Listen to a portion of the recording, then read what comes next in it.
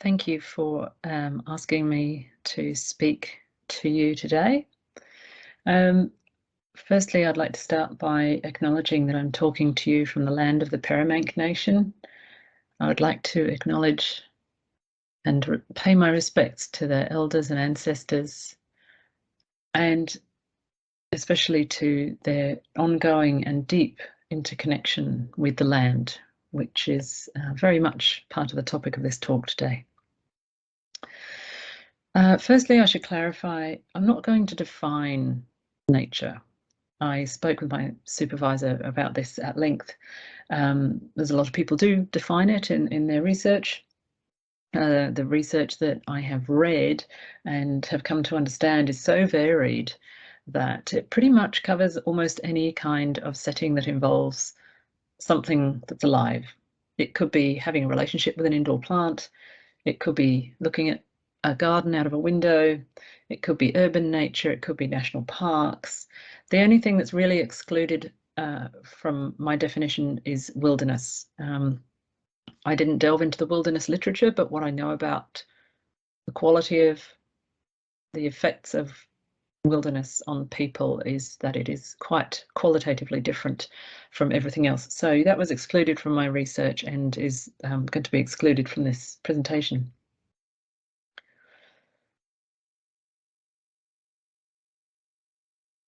So this is currently my favourite quote, and probably will be for a very long time.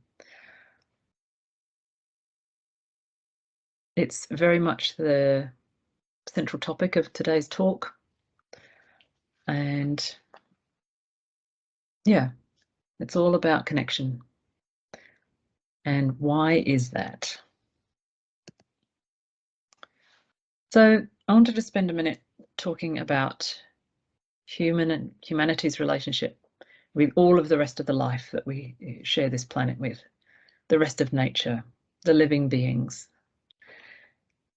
The relationship that humans have with the rest of nature really is broken, dysfunctional, it's failed, it's abusive, and really needs work, let's put it that way.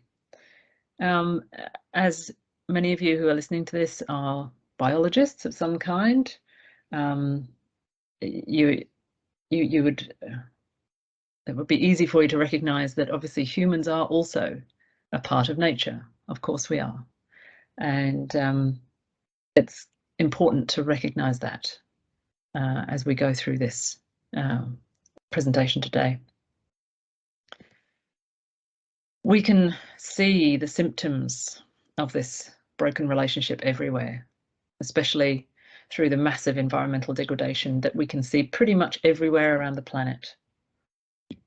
We can see rainforests are being destroyed at a rate of knots, wetlands are disappearing, there's overfishing in pretty much every part of the world. We're going through a sixth mass extinction, which is very much driven by human activity. There's pollution everywhere, climate change, and so on and so on and so on. Now, there are potentially many, many different causes of these environmental problems, especially at scale. Things such as materialism, consumerism, the increasing use of technology, industrialization, global inequity is a really big one. And there's more, urbanization, for example. More than 50%, more than half of the world's population lives in urban areas. That's huge because that means those people are somewhat unable to experience nature frequently. And in the Western world, we spend up to 90% of our time indoors. That is huge, absolutely huge. So between half the world's population living in urban areas and the Western population being mostly indoors most of the time, it means that we're just cutting ourselves off from actually physically being in natural settings.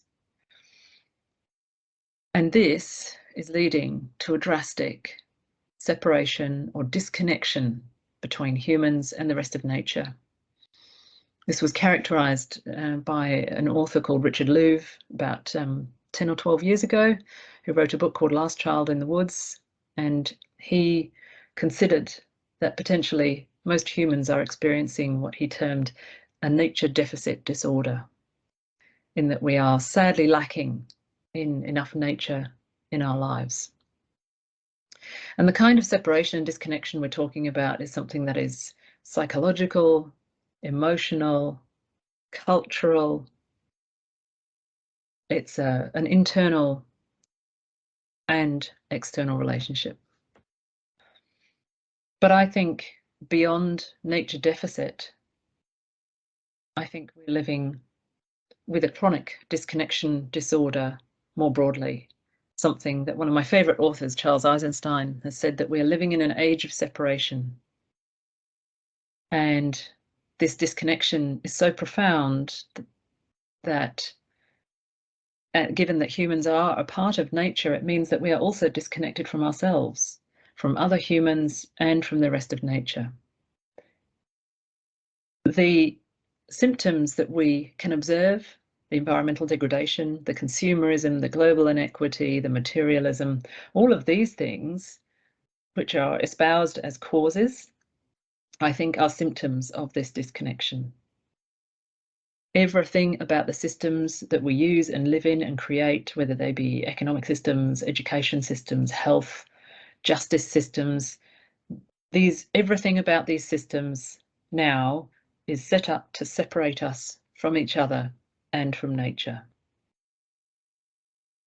And I want to talk about the possibility of healing this relationship between humans and the rest of nature. When I was doing some research for this presentation, I discovered that the UN have produced a new report, this just very recently, and the UN Secretary General stated that humanity is waging war on nature and that there is an urgent need to transform our relationship with nature. So this message about the broken relationship is getting through at very high levels. The new report stated that making peace with nature is the defining task of the 21st century, and I love this idea. But I don't like the analogy of war and peace. It sets up a very antagonistic, dichotomous relationship. But given that we are part of nature, it means we're waging war on ourselves, which we are to some extent. So my take on this phrase would be, healing our relationship with nature is the defining task of the 21st century. So now I want to talk more specifically about the benefits of nature contact. And this is a very broad sweeping statement. So nature contact can be pretty much anything you can think of. It means spending time in or with nature, experiencing elements of nature indoors, whether looking at images or videos, whether you have experience with indoor plants, or whether you're looking at nature through windows. There's pretty much every kind of setting and context you can think of is being covered by this broad statement of nature contact.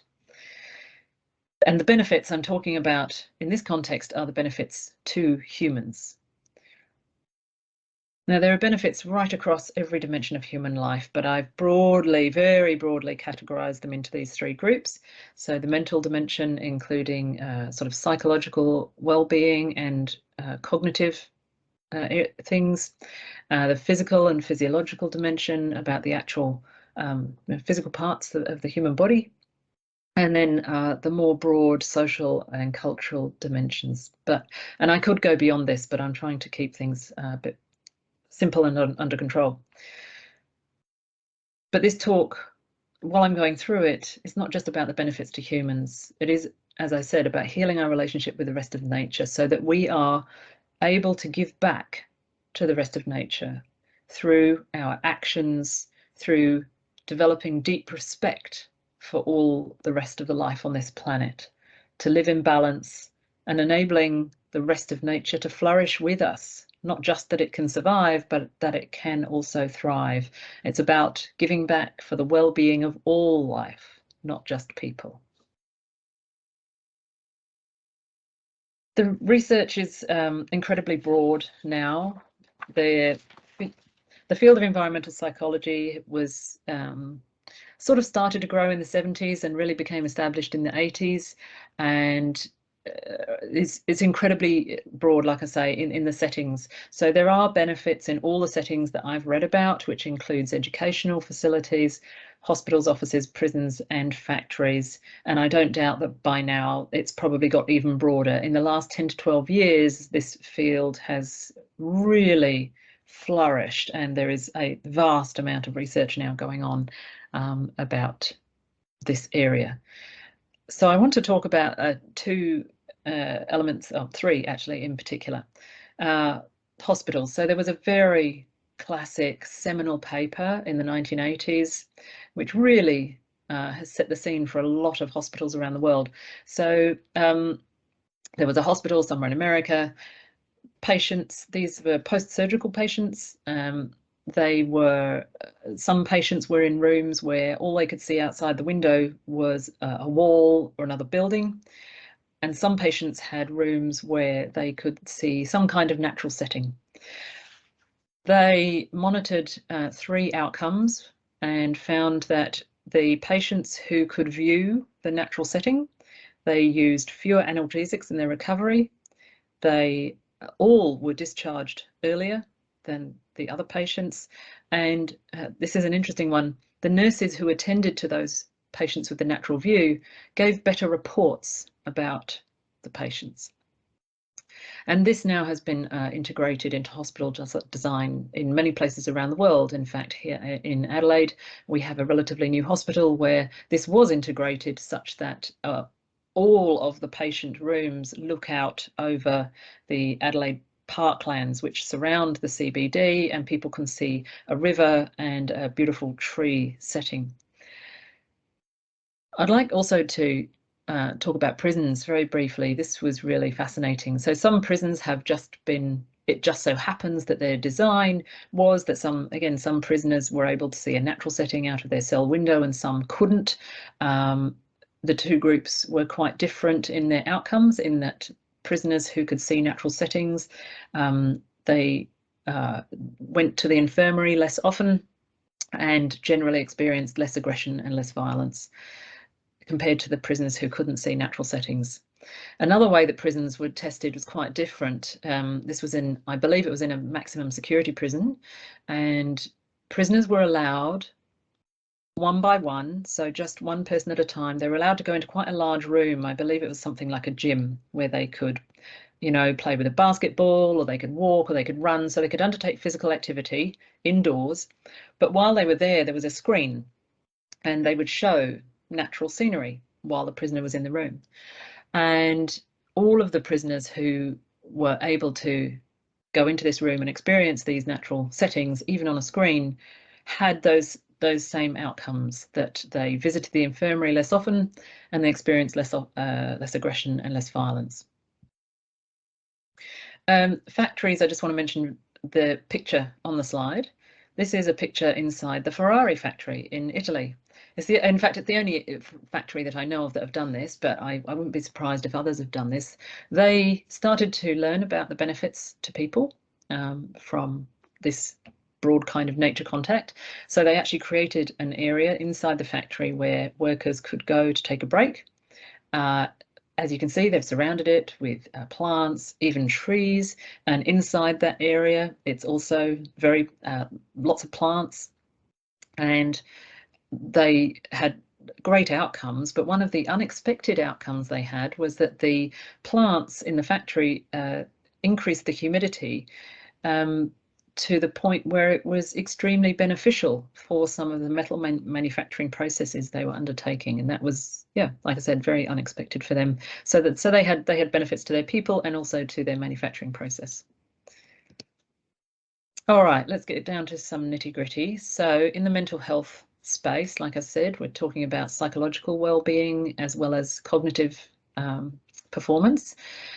Anything with an upwards arrow is either increased or improved, and the down arrows is the opposite, is reduced or decreased. And as you can see, this is very broad. And what's very exciting in the mental health space is that this literature now is really well established, to the point where the fields of ecotherapy and ecopsychology have really flourished professionally in the last 10 years, and many therapists now around the world are integrating elements of nature therapy into their overall therapeutic program with their clients. So it's not a be-all and end-all on its own. It doesn't mean that people need to stop taking medication if for some reason they need to, but it is now recognised as an extremely beneficial component of an overall treatment program for anyone who has been clinically diagnosed with mental illnesses. I know in America that they have started using quite significant elements of nature therapy, and especially wilderness programs with veterans who return with PTSD. That's just one example. It's really interesting that there are a large number of cognitive benefits from nature contact, including academic performance in students, increased productivity, improved memory. Attention restoration is an important one because we can get very fatigued mentally. So when we have a break, and especially when we have a break out, usually in nature or in a natural setting of some kind, that can really help restore our attention.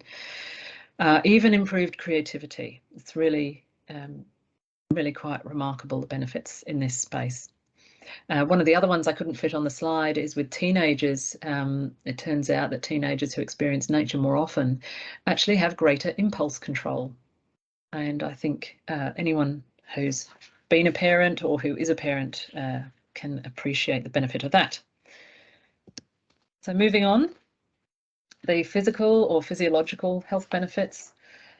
This is really quite an interesting field. Now, I need to say right at the outset, a lot of these benefits come because a lot of people exercise outdoors, and obviously there are increased, physical health benefits from exercise. That's a no-brainer. The difficulty is separating then the exercise component from other health benefits, and it turns out there are other health benefits. Even if you just go and sit under a tree for half an hour, you don't actually have to exercise to get some benefits. And the one I particularly want to point out here is the immunity, increased immunity. This is some really interesting work that's come out of Japan. There is a conifer in Japan called a hinoki cypress pine.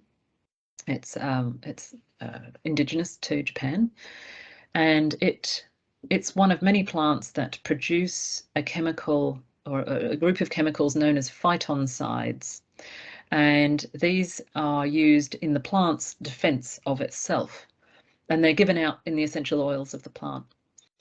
So this research lab in Japan tested this in 3 different ways. They tested it in Petri dishes and on people in 2 different settings, and they found that when human cells or humans were exposed to the phytoncides in this essential oil, that there was a response from the immune system that boosted our immunity, particularly with natural killer cells and T cells, that protected people for a period of time. Like, they could see that boost depending on how long you had been exposed to the oils, depended on how long you got the benefit of that the boost.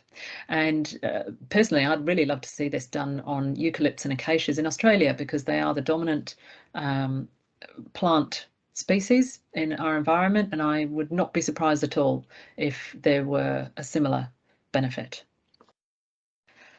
So as I mentioned before, people tend to heal faster and use fewer analgesics with exposure to natural settings.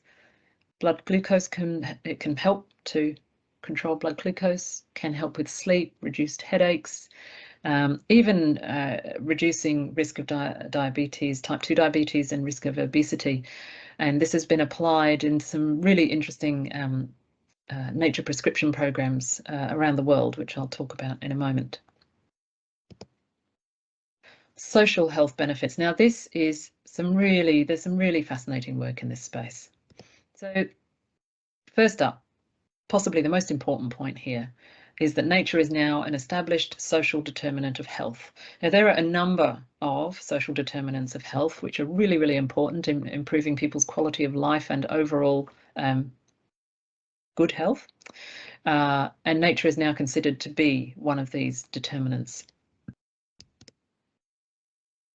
So there are a range of benefits where people generally live closer to natural environments or have more natural elements around their living area.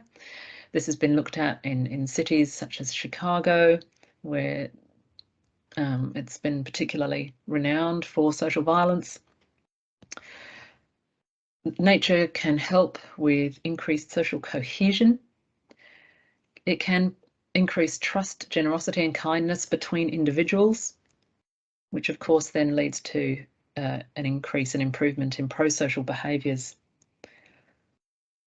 Green space so obviously facilitates social interaction by literally giving us somewhere to go.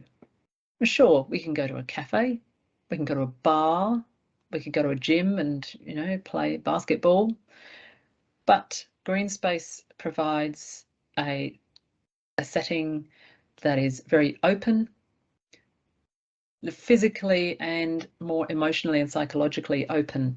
And this is going back to the mental health benefits and talking about therapists. One of the benefits that therapists have noticed with their clients, if they're talking to them outdoors, that the conversation is able to go deeper more quickly. The person is not, you know, traditionally those sessions were held in an office, indoors, and it was thought that that setting with walls, windows, doors provided some kind of a safety net around the person. But a lot of clients felt that that setting reminded them that they were somehow sick or ill. And when they go outdoors, no one's judging them about that illness. And there's a much greater sense of freedom for the clients. And this also plays into social interaction and building social capital and connection. In cities, I'm sure many of you live in places where there is a park quite close by. And in fact, this now has profound implications for how we design and plan towns and cities and new suburbs. And that leads into this last point, which is about green space being particularly important for vulnerable and low socioeconomic populations. So there is now some population level work being done. And now I don't pretend to understand this fully, but there is some fascinating research that shows that exposure to nature and green space seems to have greater health benefits for disadvantaged groups by reducing their socioeconomic health inequality. Now, I don't know entirely what that means, but it sounds like a really good thing. And in terms of planning, there are now a lot of recommendations coming out saying that any new suburbs, cities, towns, every resident should have a green space within 300 or 400 metres of where they're living. And clearly that's not the case as towns and cities have been built. And a lot of places are trying to now retrofit their towns and cities to meet this recommendation. Okay, how we spend time in and with nature. This is getting to the crux of this presentation. And by the way, don't you just love the expression on this lady's face in this photo? I just thought it was marvelous. That is pure joy and surprise. So there are many, many different ways that we can be out in nature, in the outdoors. We can go cycling, we can swim in the sea, we can ride a horse, we can go hiking, bird watching, photographs, do some artwork, all sorts of things. But the way that we are spending our time in nature is actually quite critical to the outcomes that we experience, whether those outcomes are conscious or not. So some fascinating work is being done on the difference between activities that are called appreciative and activities that are called extractive. So appreciative activities would include things like bird watching, photography, doing some art, hiking. And extractive activities are things such as fishing and hunting. And there was some work that found that whilst both groups experienced well-being outcomes from those activities, the group of people in the experiencing appreciative activities had a significantly higher well-being outcomes than people in experiencing the extractive activities. The other thing I want to say about how we are in nature is that activities that are cognitive in nature, such as going out and counting, say, the number of birds, or learning, you might go on a walk with an ecologist and they might teach you the names of some plants, for example. Those activities on their own have been shown not to increase our nature connectedness. We actually need qualitatively different ways to be in nature in order to increase our nature connection. And that's the nature connection, again, I'm talking about is that psychological and emotional relationship that we have with nature or elements of nature.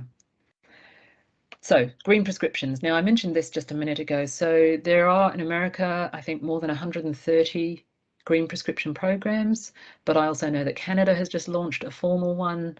They're in the UK, Scotland, Australia has tried a few, and I believe New Zealand has one. They're just the ones I know about. There's probably more by now, but these are literally programs where GPs might have a client who, say, is obese, or they might be pre-diabetic, and rather than putting that person on yet more medication, they may want to encourage that person to exercise, for example, but instead of just going to a gym, they may work with that person to find a park near to where they live, where they can go and walk, I don't know, say a 2 or 3 kilometre walk 3 times a week or something like that. So these programs are designed to get people A, outdoors, B, in some kind of natural setting, and C, generally with some kind of exercise component as well. They have been generally extremely successful, and they're all set up in very different ways depending on where you go in the world, but they are showing great outcomes, both in terms of the physiological side for patients that have any, of those physiological symptoms, as well as increasing people's general psychological well-being. I should just mention the nature dose idea. So there are groups of researchers who are really, really interested in is there a critical dose of nature exposure that we need for a particular outcome? And sure, some of this has produced some really interesting results that, maybe 2 hours a week, whether in chunks or whether it's all in one go, can give you better psychological well-being. And that's lovely. But a dose on its own is not going to address necessarily everything that someone needs. Depending on what the outcome is, depends on what they need to be doing in nature, how often they need to be doing it, and so on. So a dose on its own is not necessarily a really useful avenue for research. It can have some benefits, but it needs to be mixed in with everything else. So for me, my research has been very much around building and looking at how we increase and improve nature connection, psychological nature connection. And there is a lot of work rediscovering how to reconnect humans with the rest of nature in a way that builds a reciprocal relationship. And the emergent property of that reciprocity is well-being for all life. So I am summarising here a vast amount of work around the world, part of which comes from lessons from First Nations people all around the world. And this is by far a very small summarised list, but there are many, many ways that we can go out into our own gardens. Maybe you might participate in a community garden. You might do some nature volunteering, maybe pulling some weeds or planting trees.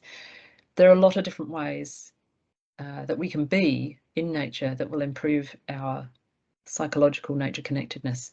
So volunteering in and with nature is a really powerful one, and there's some wonderful work done actually in Victoria in about the mid-2000s with patients who were clinically depressed, getting them out of their homes and getting them into nature volunteering programs, and had profound outcomes. It's really very well-known piece of research now.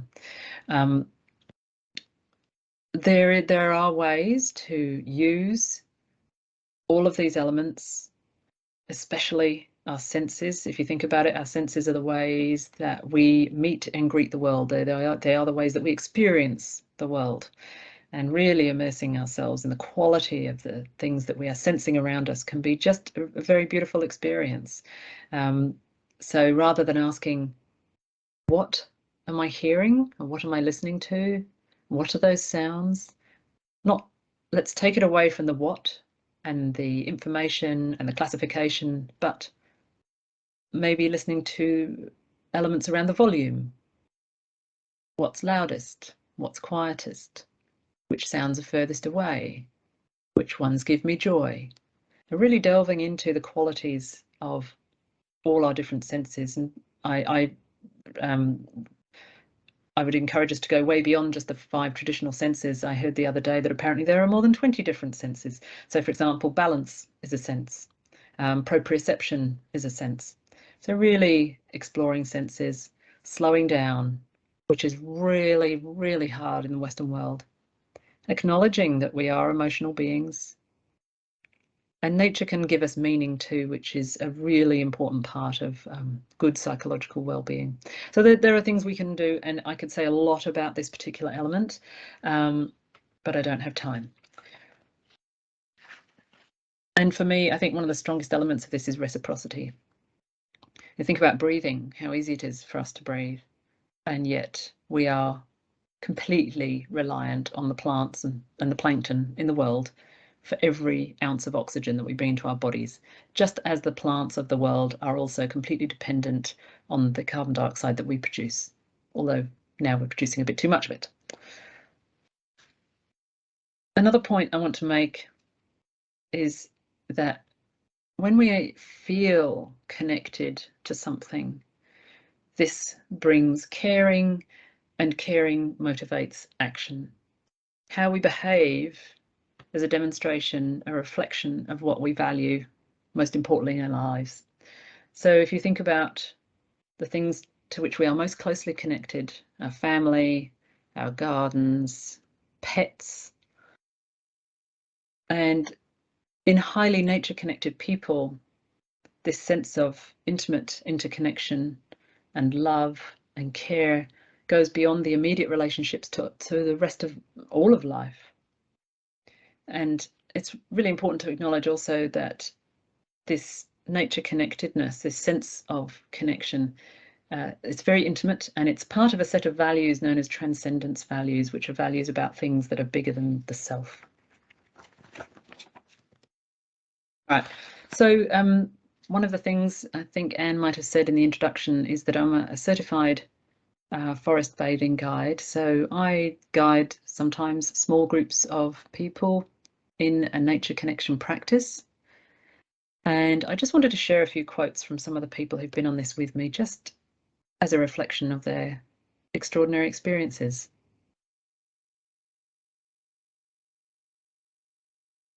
This was an amazing quote from a friend of mine who was in her 60s at this time. And yeah, we got very close to the end of the experience. We were just in a special closing ceremony, and she reflected on this. What have I been doing all my life? I was really blown away by that.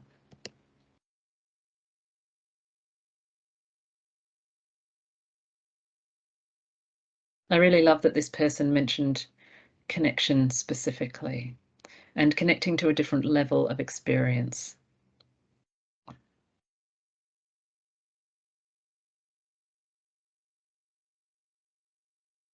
This, for me, is a really profound statement of healing, that this person feeling overwhelmed can be consuming, can be all-consuming. It can be tiring and draining and lead to a lot of inaction.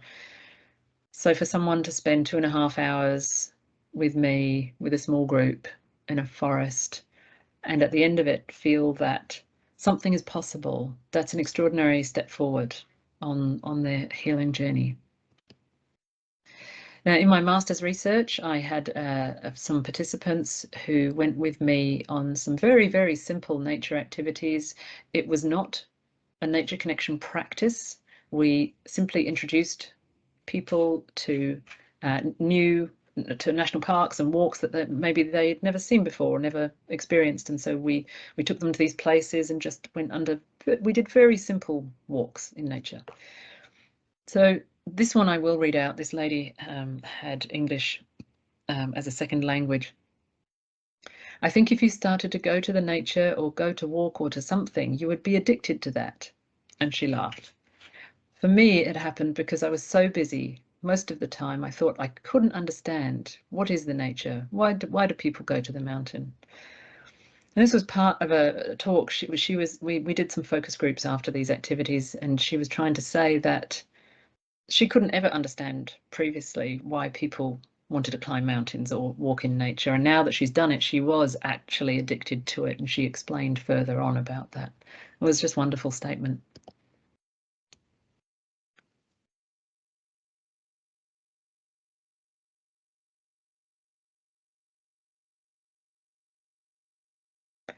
This statement came from somebody who was in their early 30s.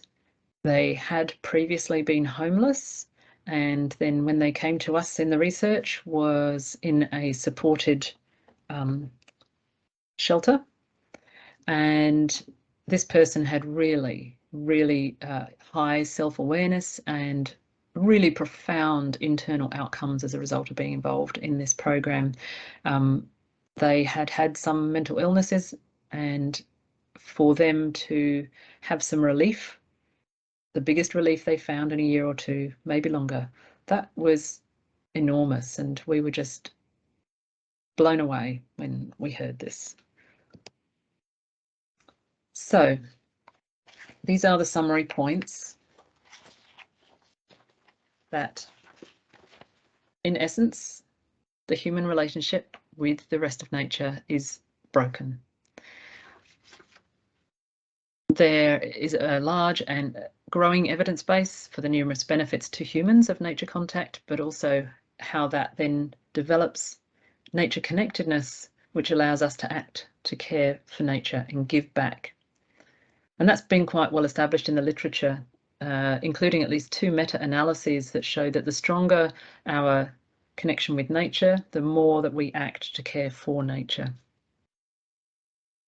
So developing nature connection is a really important element of helping the environment, helping nature to survive. And it's not about quantity, but it is very, very much about quality. It's about the moments and not the minutes. And healing our relationship with the rest of nature is absolutely essential for the well-being of all life, for humans and for everything else. So my invitation to you at this point is to go outside, wander aimlessly, activate and engage your senses, wallow in the wind, bathe in the sunlight, maybe even touch a stream if you've got one nearby, and take time.